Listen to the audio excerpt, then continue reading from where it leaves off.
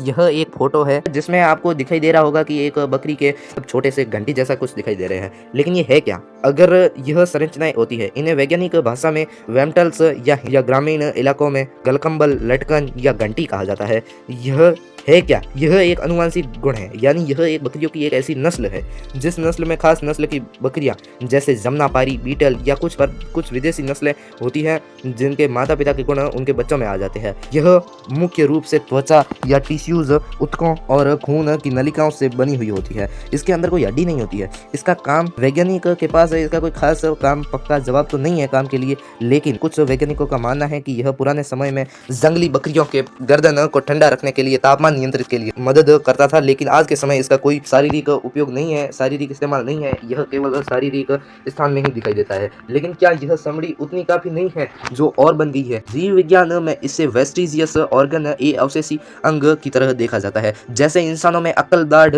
या एम्पेडिक्स का अब कोई काम नहीं है, वैसे ही बकरियों में भी इस लटकन का कोई काम नहीं है। यह शरीर के अतिरिक्त चमड़ी का हिस्सा है जो विकास के दौरान कुछ नस्ल में रह जाता है। इससे बकरियों को कोई नुकसान होता है, नहीं इससे कुछ दर्द होता है, पर यह बिल्कुल अंग की तरह काम करता है। लेकिन यह कुछ आदमियों में भी होता है, आपने नहीं देखा लेकिन होता है।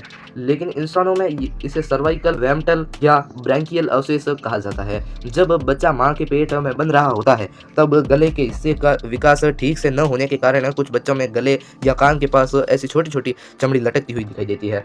इंसानों में इसे जन्मजात कमी माना जाता है, जिसे डॉक्टर से बाद में डॉक्टर की सर्जरी करके हटाया जा सकता है।